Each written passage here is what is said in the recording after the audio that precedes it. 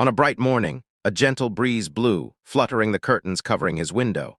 As the morning sunlight illuminated his room, he then woke from his sleep. But the first thing he felt upon waking was confusion, seeing the unfamiliar yet somewhat familiar townscape before him. He wondered in shock if he was inside the game he had played 3 years ago. He had possessed a character from the game he played. The game was called Heroic Legend of Arhen, a game that told of various dangerous events happening at an academy, with seemingly endless incidents. At the end of the game, even something like the end of the world occurred. It was a story of a very large scale, but despite facing such potential threats, he didn't panic. Because he believed the protagonist would handle everything, he decided to entrust everything to the protagonist. Because, after all, he was just a side character, the game character he possessed was named Corinlock, a level 1 NPC. He was merely an NPC in a beginner quest where the protagonist saved a villager. After thinking about that, Corin prepared himself and then explored the town where he lived. As if searching for something, the reason Corin could remain calm was because he thought if the story followed the game's plot, everything would be resolved. Therefore, he would look for the protagonist, Park Sihu, who would later become famous and wealthy. And as he was confused about where to start looking, he then saw someone sitting listlessly while muttering strange things like Sprite. Corin froze for a moment hearing that. There was no such thing like Sprite in this game, meaning that person was Park Sihu. Park Sihu didn't notice Corin observing him, thinking he would live alone from now on. Park Sihu swore he would live for himself, efficiency, but right after Park Sihu said those words, he was startled when someone suddenly approached him and clasped his hands. That person was, of course, Corin. Corin told him he was thinking the same thing. Park Sihu was shocked hearing that. From the start, Corin knew Park Sihu was an ordinary person who possessed a game character like him. But despite their shared background, there was a stark difference between them. Unlike himself, who only possessed a side character, Park Sihu had a privilege given only to player characters, a stat window. But the problem was, Sihu had never played this game before. That was evident from his confused expression when seeing the stat window appear before him. And that's where he could be useful, as Sihu was confused about what to do with the stat window. Corin approached him, putting an arm around his shoulder. Corin told him, "You said you wanted to be a mage, right? Then you should pick the intelligence stat. And in the next story, there'll be a skill book that's very important, so don't forget it." Corin could be considered a veteran player of this game. He had played through all its stories and completed every route. Having someone like him to guide was an incredible blessing. Armed with his extensive knowledge of the game, he could make Park Sihu's path smoother. But as Corin was excited thinking about that, a giant dog-shaped monster suddenly appeared and pounced from behind. Both of them were startled seeing the monster appear. But fortunately, before the dog could hit him, Sihu quickly reacted and cast a spell to kill it. After saving Corin by killing the dog, Sihu then turned to him and asked if he was okay. After that, they worked together to face the dog monsters that had surrounded them. Though he possessed Corin, who was just an NPC, he wasn't so weak as to need constant protection. He could even stand side by side with Sihu and fight threats together. He had all the information about this game. And Sihu had the stat window and player system. If they combined their strengths, they would make a formidable duo. With Sihu, he believed they could save many people, stop the world's end, and he also believed they could return to Earth. Much time had passed since their first meeting. While they were resting after slaughtering monsters, Sihu suddenly offered him a potion. Corin was surprised seeing the potion in Sihu's hand. He asked when he got it. It was as good as a low-class elixir. Corin didn't hesitate and drank the potion Sihu gave him. If there was one disappointing thing in his journey with Sihu, it was that everyone in the party was male, though it felt a bit off. Corin didn't think much of it at the time. One reason this game was popular was its fantasy action theme, along with its diverse heroines and dating simulator features. Yet during their journey, Park Sihu strangely didn't get involved with any women and only invited them to the party when necessary. So in the end, their party consisted only of men. This was quite disappointing for Corin. He was upset why their party was filled with sweaty guys like them. When he recalled this moment in the future, he blamed himself. He should have realized back then. There were many oddities during their journey, like the Sword Emperor's granddaughter dying while heading to the opening ceremony, or when the first stage's final boss, Mariette, disappeared, or the mysterious murders and disappearances of many people. The plot starting to deviate from the original game's story, and more importantly, Park Sihu's mindset, his true personality. If he had scrutinized a bit, he should have noticed, as Corin stared at him. Sihu noticed and looked back, smiling at him. And without any suspicion, Corin smiled back. Future Corin always blamed himself recalling that moment. He should have been suspicious of Sihu, even a little, until one day the truth finally unraveled. It was when Corin learned the secret Park Sihu had been hiding. Mariette Dunilif was one of the game's heroines, but neither Sihu nor he could meet her because she had vanished, so he was confused why her staff was in this place. He had initially followed Sihu out of curiosity because he always sneaked out at night, but he didn't expect him to hide an underground secret place like this. It was like his inventory. Korin wasn't wrong to think so, because the room he was in stored many tubes containing various items, and as he explored the tubes, he was shocked to see a sword in one of them. It was a very familiar sword named Odachi. This sword also vanished when another heroine, Alice, disappeared, and what shocked Korin was, as he continued exploring the tubes in the room, it wasn't just those two hidden pieces. There was also a hidden piece shaped like a hammer called Jaeger's Mace, and a hidden piece shaped like a book called Lark's Spell. All items belonging to characters who vanished as they followed the game's storyline. But that wasn't his most shocking discovery. As Korin kept exploring the room, he then found a tube containing something utterly shocking. It was a woman's body. Korin could only freeze in silence witnessing that. He recognized the woman. It was one of the missing heroines, Mariette Dunilif. As Korin's shock peaked seeing that horrific scene, he then heard Sihu's curse from behind. Sihu's face looked extremely annoyed. He asked why he was here. Seeing him, Korin then voiced all the confusion in his mind. What's all this back then? You said you chased Mariette but lost her trail. Hearing that, Sihu replied that it wasn't something to care about. She was a demon anyway. He also asked if he wanted to waste the precious blood of an elder-class vampire. He was just using it efficiently. He had already drunk a lot of her blood. That information greatly shocked Korin. He then recalled the moment Sihu gave him a potion. He suspected it was Mariette's blood Sihu was talking about, realizing that made Korin nauseous. He couldn't accept that fact. Seeing his reaction, Sihu asked what was wrong. He had worked hard to catch her. He had to stay in that forest for a month setting traps. Hearing his apathetic tone, Korin repeatedly asked him why. Sihu replied, of course, to play this game's story as efficiently as possible. The route you suggested was too annoying. You kept losing because you wanted to save people. You didn't kill those damned bastards like Jaeger or Lark. You kept trying to protect people we couldn't manipulate before raising their friendship levels. Using them this way was the most efficient. After explaining that, Sihu arrogantly told him he was far better at this game than him. Korin could only stand there listlessly hearing that. He now realized Sihu had been lying to him from the start. This bastard wasn't a beginner. In a weary tone, Korin then asked how many people he had killed. Hearing his question, Sihu casually replied he wasn't sure. If he wasn't mistaken, if he could kill 3 more, it would total 100,000. Such a massive number greatly shocked Korin and made him furious.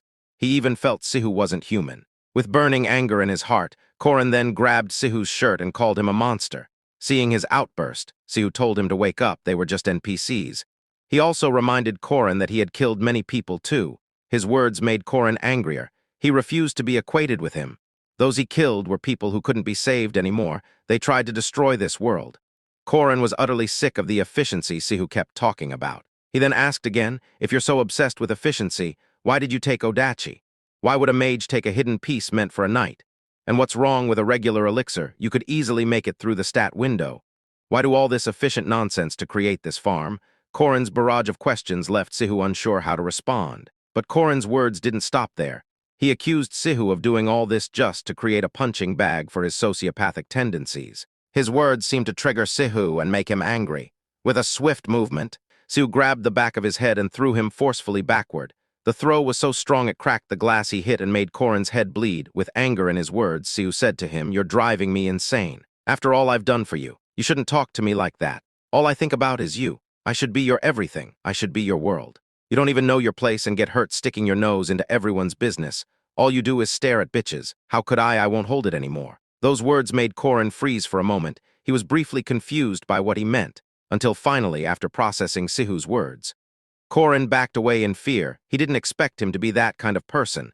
They had been together for 199 chapters, so why did he suddenly want to change the genre? Seeing his confusion, with a domineering expression, Sihu explained to him, "Until now I've destroyed everything that could stand in my way, all for our future." Those words truly horrified Korin. He also realized something now. The reason Sihu only included men in the party was, before Korin could finish his sentence, Sihu reassured him that the other guys were just watching, so he asked him not to worry about them.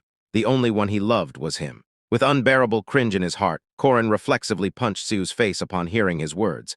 After hitting Sihu's face, Korin quickly ran away from him. He felt Sihu was truly terrifying. He was genuinely scared now. He had never even had a girlfriend before, and now he was suddenly faced with something like this.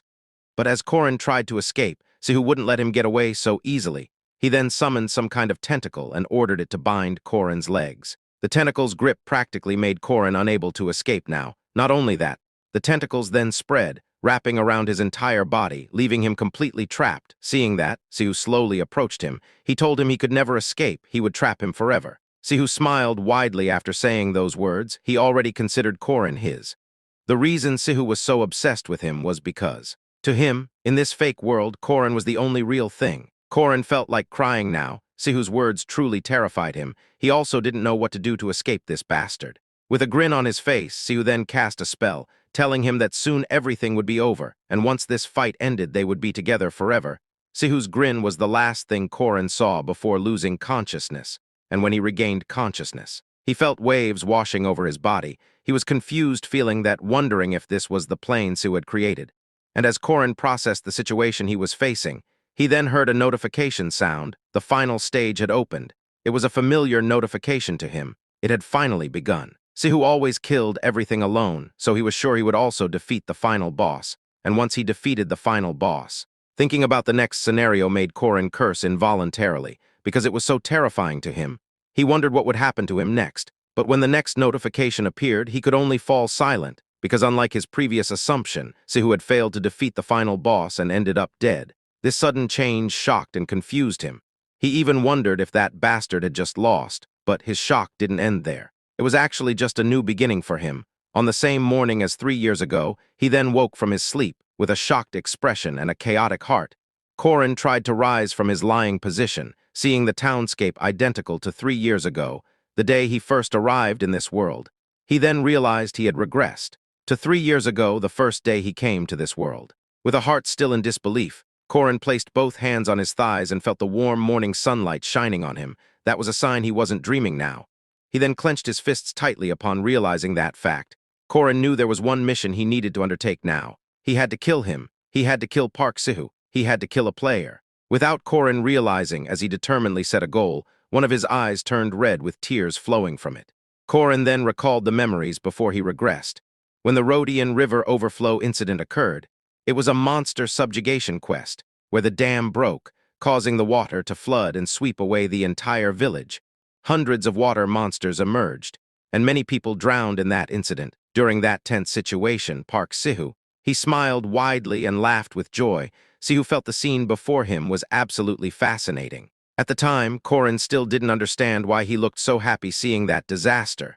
Thinking back, though many people died in that event, Sihu only cared about his own interest in monopolizing the XP he would gain. Recalling Sihu's words about reaching a total of 100,000 victims if he could kill 3 more people, Korin felt that Sihu was truly a demon. Therefore, he resolved to stop him now. Korin ran with all his might at this moment. Park Sihu was still a rank 5 bum like him. All the factors that could enhance a player's strength were centered at Merkaba Academy. And after entering the academy, Sihu's potential fully awakened, making him incredibly powerful. Sihu wasn't yet a monster at this point, but no one knew how quickly he could grow after entering the academy.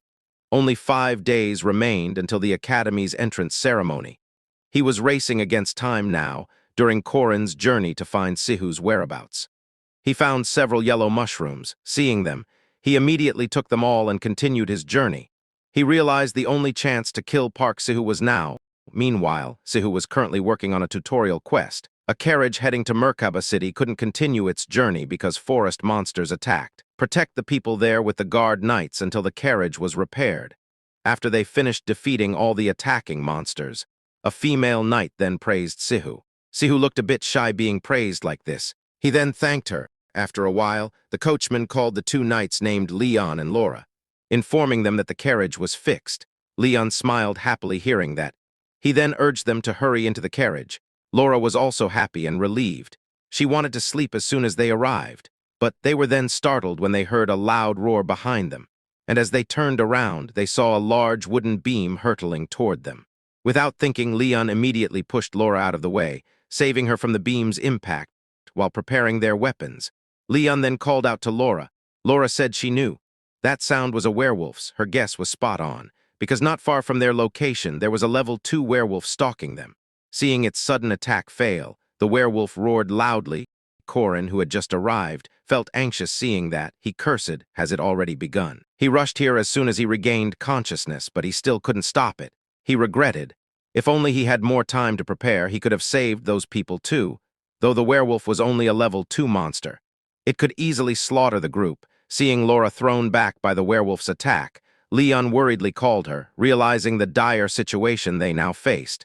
Leon told Sihu to quickly get into the carriage. He would buy time for them. But Sihu instead told the people in the carriage to go ahead and said they would follow. They were shocked hearing that. They then called out to him in confusion. Sihu said he couldn't just leave Leon and go. After saying that, Sihu walked back toward the knights, preparing to face the werewolf. But their situation seemed very dire now, as the werewolf easily subdued Leon after subduing both knights. The werewolf then focused its gaze on him. Sihu's body tensed facing its stare. Watching that scene, Korin didn't rush to act. He had to confirm first before intervening. Was the Park Sihu he saw now a hero who would save this world? Or was he a player pulled into this world like him, in that tense moment as a large monster was about to attack him? Sihu suddenly grinned and mocked the monster. "You're really big, huh?"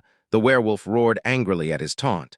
But before the werewolf could launch an attack, a mysterious figure suddenly appeared, swiftly swinging a sword at the werewolf. Though the attack was sudden, the werewolf quickly blocked it. The figure was shocked that the werewolf could stop her sword. She then quickly retreated and landed in front of Sihu, aware of the werewolf's threat. The woman told Sihu to back off immediately. She could handle it alone, but Sihu stayed silent hearing that. He knew who the woman was, the second daughter of the Arden family, wielding the Odachi, one of the 6 king swords. She was a named character and the most influential party member in the game, Alicia Arden. Sihu was thrilled seeing her appearance. While drawing his weapon, Sihu said he was scared earlier. Watching that scene, Korin didn't expect, even in a tutorial quest like this. There was an Easter egg, the death of Alicia Arden. With a cruel smile, Sihu then swung his weapon at her, thinking he wouldn't let this moment pass. Alicia Arden, seeing his action, was shocked, not just Alicia. Korin, who had been watching everything, was also shocked. He then became furious. "So it is you after all, Park Sihu." After being hit by Sihu's sudden attack, Alicia, confused and shocked, questioned his actions. Alicia felt pain from his slash. Her vision suddenly blurred, and her head grew dizzy. Facing her question, Sihu casually apologized, saying his hand moved on its own because he was too nervous. And what made the situation more dangerous now was, Sihu wasn't the only one she had to worry about. Alicia quickly snapped back when she heard the werewolf's loud roar, as the werewolf clawed at her. Alicia swiftly blocked its claw. Witnessing that, Korin realized if Alicia Arden died here, Park Sihu would obtain the Odachi. And after that, he'd be able to join Lunia Arden's party, a great swordsman. Sihu was quite surprised seeing Alicia still able to fight. She's poisoned, but she's not dying easily. He wondered, is it because she's a named NPC? After facing the werewolf's relentless attacks, Alicia retreated to catch her breath, amidst her weakening physical condition. Alicia told herself to stay calm, taking her stance. She closed her eyes, focusing herself, and when she opened them, her aura was now completely different. It was Alicia Arden's perfect footwork skills. Seeing the stance Alicia took and the werewolf charging at her again, Sihu thought, at this rate, she just might kill the werewolf alone. He certainly wouldn't let that happen. He then drew a small knife and smiled slyly, as Alicia's attention was focused on the werewolf. She was startled when she felt a knife flying toward her. But fortunately, Alicia quickly parried the knife. She then angrily called out to him, now realizing Sihu's actions weren't accidental. But in the moment, her attention was distracted by Sihu's sudden attack. Alicia looked in horror at the werewolf's jaws right in front of her face. Seeing that, Alicia quickly used her sword, thrusting it forcefully into the werewolf's body. But it was futile, because her attack couldn't stop the werewolf at all. Alicia then collapsed helplessly on the ground after receiving such a fatal blow. Blood poured heavily from her wound, flooding the ground beneath her. Seeing Sihu slowly walking toward her and taking her sword, Alicia once again confusedly questioned his actions. But Sihu had no time to care about her. He looked thrilled to finally obtain the Odachi. Though this gear was only usable with a special skill, Sihu decided to set that aside for now. He would think about it later. After achieving one of his goals, Sihu paused for a moment with a sadistic gaze. He then looked at Alicia and asked, "Killing the NPC will bring in XP2, right?" Seeing Sihu slowly walking toward her, intent on taking her life, Alicia was utterly powerless to stop it. Her gaze was lifeless now, her heart filled with despair. As Sihu's figure appeared in her vision, she had an illusion of seeing a demon dragging her to hell. But before Sihu could carry out his plan, someone suddenly threw a pouch filled with some kind of powder at him. The powder briefly clouded his vision and made him cough. After regaining his sight, he then became furious. Seeing the powder, he wondered, "What the hell is this?" He then looked around angrily and asked, "Who is it? Who the fuck is it? Come out right now." But his question was met with several horned rabbits charging at him. During his journey here, Korin found several yellow mushrooms with slight white patterns. Those were Topanic mushrooms. Topanic mushrooms are the favorite of forest monsters. Topanic mushrooms are coated with powder on their entire body. So in the eyes of the forest monsters, Park Sihu is nothing but fresh meat marinated in some tasty powder. Seeing the rabbits charging at him, Sihu then irritably drove them away. While Sihu was busy with the horned rabbits, Korin quietly moved Alicia from there. He briefly checked her condition and was relieved she was still alive. But as he looked at the werewolf's corpse, he had an idea. He then set Alicia down for a moment and approached the werewolf's corpse, intending to pull out its fangs. But in the midst of his action, he was startled when he heard someone's footsteps behind him. It was, of course, Sihu. While pointing his sword at him, Sihu then asked, "Who the hell are you?" He paused for a moment hearing that. Slowly standing, he then said, "3 horn rats killed in 1 minute. Great to have Odachi, isn't it?" He turned to face him after saying that, and when Sihu finally saw his face, he then froze. Sihu asked in shock, You're Korin." With a wary expression, Sihu asked him how he could be here. Hearing his question, Korin wondered if he had lost his memories of the previous life. That was good for him. With a grin on his face, Korin then called out to him and told him he could end up cutting his own hand if he gripped his sword like that. Sihu could only feel confused by his words. He didn't know what he meant. But Korin didn't explain further and continued attacking him. And as Sihu prepared to face Korin's attack that looked like a punch, he was startled when Korin suddenly released his grip and threw something like powder at his face. Sihu was completely unprepared and could only curse about it. The attack instantly clouded his vision. As a defensive measure, Sihu then swung his sword blindly forward. His attack was easily dodged by Korin, but he felt quite cautious seeing Sihu's wild swings. Sihu was indeed reckless in using his sword. But he was fast. Sihu was still far superior to him physically. This made Korin feel he had no choice but to push himself. And while Sihu's vision was still impaired and he could only swing his sword blindly as a defensive move, Korin stepped forward and swung the werewolf fang at him. But fortunately, Sihu quickly dodged his attack. Korin wasn't surprised by that. It was part of his attack strategy. He wanted to keep Sihu on edge by making him think he'd die if the fang hit his neck. He wanted Sihu to focus entirely on the fang, unable to see anything else but it. And when Park Sihu's attention was finally fully focused on the fang, Korin's plan was half successful, and he would proceed to the next step. Sihu felt horrified seeing his move. In Korin's other hand, he was holding a knife, and because Sihu was entirely focused on blocking Korin's attack with the fang, he couldn't do anything against the knife attack Korin launched. Korin forcefully stabbed the knife into Sihu's shoulder, making Sihu scream in pain. But even before the pain subsided, Sihu showed a terrified expression seeing Korin's next move. After successfully striking Sihu in the shoulder and disabling him, Korin then picked up the werewolf fang again and attacked Sihu with it. Sihu broke out in a cold sweat in the final moments before the attack landed. But perhaps due to survival instincts, Sihu desperately blocked the attack by sacrificing his hand. Korin was quite shocked seeing his action, but it wasn't enough to fully stop his attack. He then increased the force of his attack by pushing the fang with both hands until it finally pierced Sihu's neck. In the moment Korin finally killed Sihu, he thanked him for the previous life. He didn't deny and acknowledge that he grew stronger thanks to Sihu. Even so, he didn't regret his actions one bit, because by doing this, it meant he had killed the seed of a monster. After that, with Park Sihu's death, a system notification appeared before him, player dead, calculating the odds of completing the main scenario, recommending the first best judgment world backup variable, Korinlock. With his character card appearing, the system then examined various attributes like potential, ideology, compatibility, and player log. After that, the system transferred the previous player's ex, Park Sihu, to the new hero Korinlock. With Korinlock designated as the hero, the system then transferred the minimal backup down in case of a scenario collapse and minimal stats. After all preparations were complete, the system began Korinlock's succession as a sub-player. His character card now slightly changed. He gained the title Martial Master's Successor. Reading that he was now a sub-player, Korin wondered if that meant he would finally get a stat window. But his attention was soon distracted when he heard coughing behind him. The coughing came from Alicia, who was now lying injured behind him. Korin had briefly forgotten about her. He then hurriedly approached her with concern, asking if she was okay. In a sad and weak tone, Alicia replied that she was okay, she couldn't see. Even so, Korin was relieved because she at least seemed to have enough energy to speak. He then threw a question at her. You feel dizzy, can't smell, and your ears are ringing, right? Hearing that, Alicia asked in surprise how he knew. Her confirmation allowed Korin to immediately diagnose the issue. Judging from her crooked tongue, it seemed to be the poison of the peacock tree frog. In the tutorial, this poison was hard to make without a combination window. If the combination level had been slightly higher, Alicia would have died instantly. He was grateful she was still alive. But because the fang was lodged in her body, she was still in danger. He had to stop the bleeding and detoxify her. After thinking about it, Korin took his belt and tightly tied it around Alicia's shoulder to stop the blood flow. Alicia was momentarily shocked by his sudden action.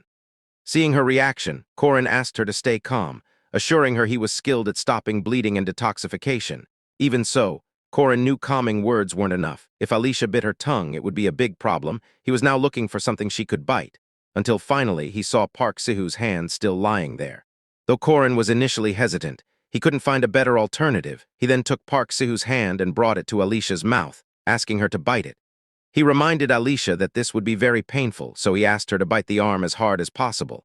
He also asked her to hold on for a bit. After Korin took off his shirt, he used it to cover the blood flowing from Alicia's wound and quickly removed the fang lodged in her body. Alicia screamed loudly from the pain, scream echoing through the forest where they were, but after that, relief came. Korin didn't know why he regressed to 3 years ago, but he returned and killed a player who was the seed of a monster. The people who died in his previous life were still alive, and now he had saved someone. Korin felt that was enough. After saving Alicia, Korin went briefly to gather firewood and medicinal herbs. While looking at Alicia lying nearby, Korin said he was making her antidote, asking her to hold on a bit. He also told her not to worry. People don't die so easily. Hearing his words, Alicia called out to him and asked him to tell her his name, but Korin refused, saying she didn't need to know. Alicia was confused by that. Korin told her not to think too much and rest. He would wake her when the antidote was ready. Korin decided that from now on, it was better to keep his actions secret from as many people as possible after handling Alicia's condition. Korin then reflected on his situation. Heroic Legend of Arhen, as the name suggests, was a story about a hero. Once the player overcomes the incidents and accidents at the academy, they would become the hero to save the world. The hero had to defeat many villains and the final boss at the story's end. The only reason a demon like Park Sihu followed the story was because if the final boss wasn't defeated, this world would end. But the player meant to be the hero had just died. A question then arose: who would fill that role? Korin got the answer immediately. The system directly appointed him to fill it, so he had to do it. But what frustrated him was, despite being burdened with such a huge responsibility, he didn't have the same access or privileges as a player like Park Sihu. He had tried various player features like the system window, inventory, and combination window, but repeatedly failed due to lack of permission. Korin could only lament that. Though he became a sub-player, he couldn't use player tools at all, even though he desperately wanted to see his stat window. But in the end, it was all the same. Being a backup for something he didn't know, and only having memories of the future from his previous life was too difficult. Korin thought he needed to use external factors against the system. During the 3 years of his previous life, he trained to his limits. He was no longer a modern man possessing a side character. After thinking about it, Korin then carved a simple magic symbol near the campfire he lit. Right after that, a strong gust of wind emerged from the magic symbol he carved. Korin was happy seeing that. He had expected it would work. In his previous life, he also desperately survived. As someone who loved magic, the only magic he learned in his previous life was something called rune. It was an ancient script with its own magical power, duty, restraint, oath. These were some of the strongest laws in this world, the source of superhuman power and the cause of destruction. Korin planned to inscribe all 3 runes on his body. After biting his finger until it bled, Korin then smeared it on one of his arms. Among the 3 runes, the first was duty. The one he was carving now, Korin looked in pain during the process. This commandment could grant the caster extra strength when fulfilling a self-made oath. One could consistently follow a stable duty like not eating chicken. But because that duty was so easy, it granted very little stat boost. So essentially, though very demanding, he had to make an oath he would follow until the end. The oath Korin made was that he must not turn a blind eye to the misfortunes of good people. The commandment took effect as soon as Korin made the oath. His stats would increase each time he completed a quest. Failure to do so incurred a penalty of 10. After the first commandment took effect, Korin then carved the second, restraint, on his other arm. This commandment imposed a restriction on him. Korin chose to be unable to sense spirits. In this world, everything had a spiritual sense. and astral beings like ghosts and spirits without material bodies existed. Since astral beings could only interact if both could sense each other, they couldn't use their powers at all against unconscious people or those without spiritual sense. As for the penalty, he would take 600% damage from all opposing subjects if he violated this restraint. After restraint activated, the attack rate of astral beings dropped to 0%, while the attack rate of physical beings increased by 50%. Though a restriction, this could be an advantage for Korin. The penalty of astral beings being unable to affect him due to this commandment became a protective shield against all astral beings in the world. And now the final commandment he would carve on his body, oath, for this commandment, using the weight of the oath as a backup carried great risk. That's why neither Park Sihu nor he used it in their previous life. But after recalling that Park Sihu, a player who used everything in the system, still failed, Korin realized he no longer needed to worry about it. He decided to make an oath with the heaviest weight, that was, he would save this world. A grand ambition a warrior must pursue, an oath filled with true ambition. With this, all commandments were complete. A system notification then appeared.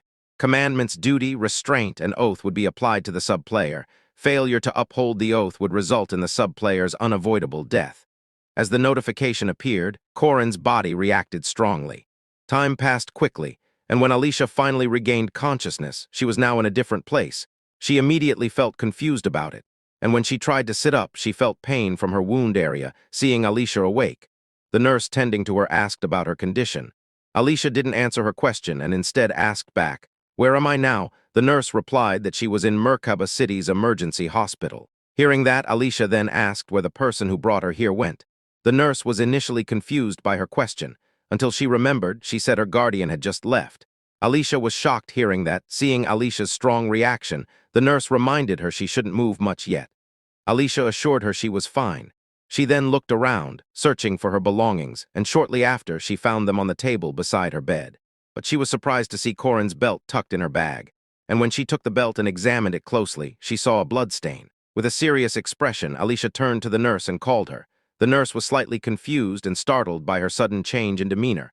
Alicia asked if there was a place selling honey bomb candy. Hearing her question, the nurse told her she could only eat boiled food for now.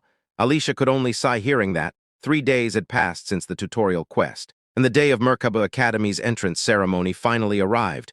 Korin was now standing right in front of the Grand Academy building. He needed a student card to enter, so he paused for a moment and searched for it in his wallet. But while looking for the student card, he suddenly found a letter. He could only feel confused finding it, as he didn't recall putting it there. Out of curiosity, Korin opened the letter and began reading it. "To my beloved son, you don't know how proud I am of you. Become a great man who protects many people like those by your side as great protectors." Korin smiled faintly after reading the letter, wondering when his mother slipped it in. Korin Locke was an ordinary, incompetent boy, yet he had a family.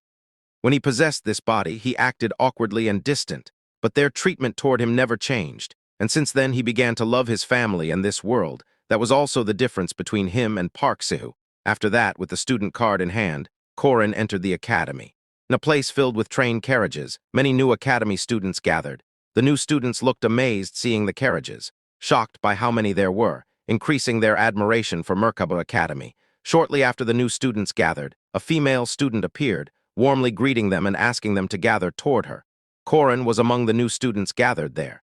The female student suddenly approached him and asked if he was a new student too. Korin was slightly startled by her approach and quickly introduced himself. The female student was only surprised by his tall height, saying he must eat a lot. She then offered him a potato. Korin was once again confused by her behavior. After all the new students gathered, the female student then invited them to board one of the carriages. During their journey, the female student introduced things about the academy, like the creation building, where magic faculty students gathered and conducted their research. Mariette Dunilif, that was the female student's name. A first-class second-year Merkaba Academy mage who receives everyone's blessings and walks the broad and level road. As life goes on, people experience many unpredictable misfortunes and tragedies in this world, and there are depths of despair that must happen to Mariette Dunilif in the future. She is the first act's final boss. After reaching their destination, the carriage they rode stopped. Mariette asked them to take a sweet potato and disembark. After all the new students got off, Mariette waved at them and wished them good luck. They were now in a hall at Merkaba Academy. The place was already filled with many people, and when Korin looked up, he saw a magic circle carved on the hall's ceiling. With just one glance, Korin instantly recognized it. It was a magic circle that activated space expansion magic. And now, it was active. The new students gathered there were startled and panicked when the room suddenly went dark. And amidst their confusion and panic, a voice emerged, telling them not to be flustered. He didn't expect something like this would already scare the new academy cadets. Unlike the other panicked new cadets, Korin seemed unfazed by the situation. The voice sounded familiar to him. It was Old Man Heyman's voice. The pattern was the same as usual. This was essentially like a training camp. This world's population had a history of fighting the evil tribe, and the most effective weapon against the evil tribe was superhumans who could use aura and mana. Moreover, the place that developed these superhumans was the Guardian Academy, Merkaba Academy. When the surroundings went dark, making them unable to see anything, they then saw a silhouette of someone. The person greeted them, and when a beam of light finally appeared, allowing them to see the person's face. The person introduced himself. He was Professor Fermac Damon, the professor in charge of this year's new student entrance ceremony. Fermac Damon was a Knight faculty professor. Korin grinned seeing him. It had been a while since he last saw him. Professor Fermac continued. He was sure they all came here to become knights or mages, and upon arriving, a certificate must have been issued, but it felt annoying to act respectfully when they might just be ordinary soldiers. So he decided to test their abilities first. Right after that, a screen resembling a status window appeared in front of them all, displaying their names and stats. Korin himself had very low-rated stats. His aura rank was 680, mana rank 120, abilities 0, and overall rank 6. Korin felt it was truly boring. Even so, he didn't expect his physical stats to be so appalling. Seeing the students had checked their stats, Fermac then explained. What they were seeing was their overall rank, so he asked them to stand in front of the box number matching their rank. Hearing that, the students then stood in front of their respective numbers. Korin could only feel bitter. There's a cap of 400 people, so he was in the bottom 1%, seeing all the students lined up neatly. Fermac then smiled widely, hoping they all had luck in the upcoming battle. Shortly after, the bodies of the lined-up students glowed, and they were transported somewhere. While the professors observed them through an item resembling a pearl, a female professor felt this year's new students were mostly like rough diamonds. Some caught her attention, like the rank 1 and 2 students. She felt she didn't need to evaluate them, deciding to wait until the evaluation of all new students was complete. The new students who caught her attention included the Sword Genius's granddaughter, Alicia Arden, Druid Avaloan Yule, Mercenary of Sword Control, Drenworski, and Golem Sorcerer, Cranel Ludin. They were rated as rank 2. Besides them, there was the only student rated as rank 1, the Heavenly Yaksha H. Warren. The professor was initially quite surprised seeing her. She didn't expect her to enroll in this academy, making her wonder what the director was thinking. Unlike her focusing on the top students, her colleague was now observing the rank 6 students. He felt they didn't need to test the rank 6s, as it was pointless, since even the rank 5s already looked bad. For starters, he thought of just discarding them, but he suddenly felt a terrifying aura from behind. It came from the female professor. She reminded him that the director said all students must walk the path of learning. She asks him if he doesn't agree with him. He could only stay silent hearing that, realizing he had made a mistake. After that, he snapped his fingers, signaling the start of the test. Shortly after, Korin was teleported somewhere. A weapon crate fell from above, not only the crate. He then heard an announcement telling him that in 30 seconds monsters would swarm in. He was asked to defeat as many as he could. He frowned slightly hearing that. Korin was quite familiar with that voice. Its tone wasn't as friendly as usual, not dwelling on it too much. During the countdown, Korin opened the weapon crate and looked at its contents. It contained many weapons of various types. Most rank 5 and 6 students likely couldn't think clearly and would grab whatever they could. They'd probably choose a sword. That's what Korin did in the rank test in his previous life. And as the countdown neared its end, the figures of hounds slowly appeared before him. They were short hounds, rank 5 monsters. Korin was now surrounded by 3 of them, but that didn't faze him in the slightest. He chose a different path in this life. He didn't choose a sword. Swords usually look cool. But there's a saying that it takes 100 days to master a spear, 1,000 days for a knife, and 10,000 days for a sword. So the answer was clear: he would choose a spear. And just as the countdown ended and the hounds fully materialized, Korin forcefully threw his spear at them. His single throw instantly killed one of the 3 hounds and scared the rest. But Korin didn't stop there. He then threw 2 more spears at them. Aware of the threat of his spears, the hounds ran in panic. But it was futile, as Korin's spear throws were far faster than their movements. A threat that should have been challenging for rank 5 and 6 students was easily handled by Korin thanks to his life experience. Doing this was as easy as breathing for him, because he had too much experience dealing with them. Korin then walked toward one of the hounds and retrieved the spear lodged in its body.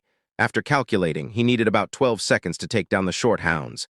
That was quite a long time for him, even so, compared to his previous life. This was like heaven and earth. In his previous life, he couldn't even kill the short hounds and ended up eliminated. But this time was different. He decided to kill them all to rank up. With a confident smile, Korin anticipated the next wave. But after 5 minutes passed, only silence greeted him. No new wave of monsters appeared. This made Korin wonder why nothing was coming. He even suspected the system was broken. Meanwhile, in the professor's room, the professor who suggested eliminating the rank 6 students outright looked disappointed watching the rank 5 students' performance. He felt they were useless if they couldn't even kill monsters like these back in his day. He could kill rank 5 monsters in 1 minute 22 seconds. If rank 5s were like this, he felt there was no point checking the rank 6 students. But when he briefly glanced at the rank 6 students, he was confused. He was puzzled by one student who looked relaxed and even yawned. That student was Korin. The professor was baffled seeing this. But he didn't think Korin had cleared his monster wave. Instead, wondering why the monsters didn't summon, he felt there must be some bug. After that, he summoned the next wave of monsters to Korin's room. Korin, who had been waiting for a while, was startled by the appearance of the monster wave. The professor's glance at the rank 6 students was merely out of curiosity. He then shifted his focus back to the rank 5 students. But their disappointing performance made him sigh in resignation. He ignored Korin, thinking he was no different from the other rank 6 students. After continuously observing students from various ranks, he then saw the first student to pass.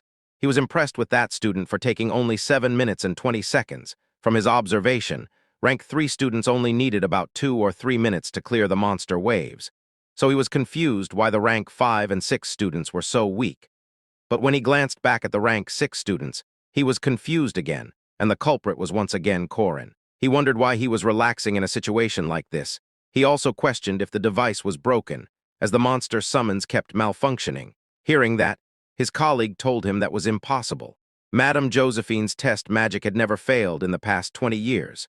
That only deepened the professor's confusion. He then told his colleague that this person, who should have been eliminated long ago, was acting like that, so it was clear the monsters didn't summon. Hearing that, his colleague threw a pointed question at him. Did you directly see the monsters not summoning? The question made the professor panic slightly. He awkwardly answered no. He didn't feel obliged to do that. His words left his colleague speechless. It only made him accuse without evidence. Even so, the professor insisted it was just a bug. He decided to summon them again. Korin, who had been relaxing, then felt annoyed seeing another wave of short hounds appear. He was confused why the same monsters kept spawning. With an irritated heart, Korin took his 3 spears and forcefully threw them at the short hounds. His single throw killed the short hounds in just 7.3 seconds. That astonishing record shocked the professor and his colleague. The professor quickly called Professor Fermack and asked him to see this. Professor Fermack, who was watching the rank 4 and 3 students' battles, was confused by the sudden call. The professor didn't immediately explain the reason, first asking him what the fastest time was for the rank 3 and 4 students he was overseeing. Hearing the question, Professor Fermack answered, "There's a kid named Jaeger who clocked 3 minutes and 30 seconds. After giving that answer, he asked back why he was asking such a thing. The answer greatly surprised the professor, but he chose not to immediately address Fermack's doubts, and only said it was nothing. He tried to think that since Korin was skilled at throwing spears, he must be a hunter's son. He decided to test him again by summoning a rank 4 monster, Matt Boar, to see how he'd perform against it. But the same thing happened. He was once again shocked by Korin's record. Korin had no trouble facing the monster and took it down in just 3.7 seconds. That sparked the professor's curiosity. He then summoned a stronger monster, an owl bear, a rank 3 monster. This monster was different from the previous ones that couldn't even fight back right after its appearance. It attacked Korin with its large wings. But Korin quickly dodged the attack and struck back by thrusting his spear into its wide-open waist. But before his attack landed, the owl bear quickly reacted and attacked again, forcing Korin to dodge. After creating distance from the owl bear, Korin carved a rune magic and threw it at the monster. The attack successfully burned the owl bear alive. The professor shouted rune magic in shock seeing this. His shout drew the attention of the entire room, including Professor Fermack, who seemed shocked hearing the word rune. But though Korin used something surprising like rune magic, it wasn't enough to take down the owl bear. Although Korin didn't expect his attack to be that ineffective, his goal wasn't that from the start. As the owl bear's vision was obscured by the flames, Korin leaped high into the air and forcefully drove his spear into the owl bear's head. Seeing Korin's skill and strategy, the professor's colleague, who had been watching, realized he was clearly not an ordinary rank 6 student. He also regretted that the test only went up to rank 3 monsters. He was excited to finally see someone interesting after so long. He also wanted to see him fight evil spirits, like his colleague. The professor was equally shocked by Korin's actions. He wanted to test Korin's limits and decided to summon a rank 5 evil spirit to test him. A Korin who had the restraint of not sensing spirits didn't know the next test was against a spirit. He could only feel something was summoned, but he couldn't see or hear it. The restraint penalty made him unable to sense or interfere with soul-like entities, ghosts, or spirits. This automatically made him unable to sense the evil spirit. Korin then closed his eyes and focused. He wanted to see if the situation matched his guess. He counted in his head from 1 to 60. And when he reached 60, Korin stopped and opened his eyes again, now certain his restraint was active. After getting the answer he wanted, Korin suddenly raised his hand and said he surrendered. A notification appeared right after his surrender. As he gave up in the rank 5 evil spirit test, he was automatically disqualified from further evil spirit tests. Even so, he set an outstanding record in the monster test, consecutively breaking new records after declaring surrender. Korin bowed slightly and said, "Good work." The professor could only be stunned seeing Korin suddenly give up, making him even more curious about who he really was. After the students completed their tests, they were all released from the test room and returned to the hall. Many new students had gathered there when Korin emerged from the test room. And as Korin observed the situation, he heard a student ask his friend what rank he got. His friend answered he got rank 4 and asked him back. He laughed briefly and said he got rank 3. His friend exclaimed in awe as that meant he defeated the owl, bear, and banshee, but Korin's attention didn't linger on those 2 students. As someone immediately caught his eye, it was Jaeger Hinchpetter. That man was the one who picked a fight with the player at the game's start. In his previous life, Park Sihu killed him because he was annoyed with him. Korin felt uneasy recalling that event. He felt Park Sihu was too extreme. Though Jaeger was a bit arrogant and aggressive, his behavior was still reasonable for his age. In short, Jaeger was a lunatic. As Korin thought about this, he heard students talking about the rank 5 students. They seemed to mock them, wondering if any of them lost to the evil spirit or short hound. When Korin glanced at the rank 5 students, he saw someone familiar, a nerdy-looking guy named Lark. In his previous life, he couldn't overcome his inferiority complex. And when he insulted him in Sihu, his fate was the same as Jaeger. Shortly after all the new students gathered, with a microphone in hand, a man appeared and greeted them all. He was the director, Iryu Kasar. The director knew their reason for coming to this academy, where strong people gathered, was to become stronger. Some had sufficient ability, while others still had to work harder, though he couldn't promise they'd achieve their desired goals after completing their studies here. He hoped they could all walk the path they wanted. The academy was there only to help them take the right first step. From the second step onward, it would be their responsibility. After giving the speech, the director smiled faintly and wished them a pleasant day. After the director finished his speech and left the stage, the new students were given a short break to get to know each other. And as Jaeger quickly introduced himself to the other new students, he suddenly stopped when he saw Lark sitting in the corner. With a bullying demeanor, Jaeger approached him and called out to him. Lark instantly felt nervous seeing him. Jaeger asked what his rank was. Lark nervously answered he was rank 5. Jaeger burst out laughing hearing he was rank 5, saying it was pathetic. He then asked if he couldn't even kill the evil spirit or perhaps the short hound. Korin witnessed the bullying scene. He then quickly walked toward them. Putting an arm around Jaeger's sturdy shoulder, Korin cheerfully greeted them. Jaeger was confused seeing him. Asking who he was, Korin didn't directly answer, instead praising the tattoo on the back of his neck, saying the tattoo artist must be very talented to make such a tattoo. It looked great up close too. He asked if the tattoo on his back indicated his blood type, so he could get a transfusion quickly if injured. Korin praised him for preparing for that. Jaeger was briefly shocked hearing this, then became very happy seeing someone understand his intent. He excitedly told him his mother tattooed it on him. She was a tattoo expert. His mother was actually skilled in line work, but he asked her to do it in the old-school method. Hearing that, Korin praised his mother, also asking if he had tattoos elsewhere. All of Korin's questions were pretense, as he already knew all this from the start. As for how, we need to go back to his previous life after Jaeger disappeared. His mother visited the academy. She said the tattoo on Jaeger's body wasn't for show. She carved it because she was worried about her son who got into the Guardian Academy. Korin's heart was touched then hearing the outpouring of a mother's heart. Hearing Korin's question, Jaeger rolled up one sleeve and showed his other tattoos, explaining it was a flying carriage symbolizing Merkaba Academy. Hearing that, Korin praised his tattoo again. Corin then introduced himself to him and asked his name. Jaeger answered Jaeger Hinchpetter. Not only to Jaeger, Corin then turned to Lark and asked his name. Somewhat nervously, Lark then told them his name. Unlike the tense situation earlier, their atmosphere now turned harmonious. Alicia Arden witnessed the scene. She was impressed with Corin for saving his fellow student from bullying like that. It was amazing. She felt he seemed like a good person. But what Alicia didn't know was, Corin did this with a purpose. He indeed wanted to leave a good impression on Lark. If he wasn't mistaken, Lark's ability was memorize. Corin inwardly laughed wickedly, seeing it as a free skill book. And as Corin laughed thinking about that plan, Alicia thought his smile was pretty, making her even more curious about what kind of person he was.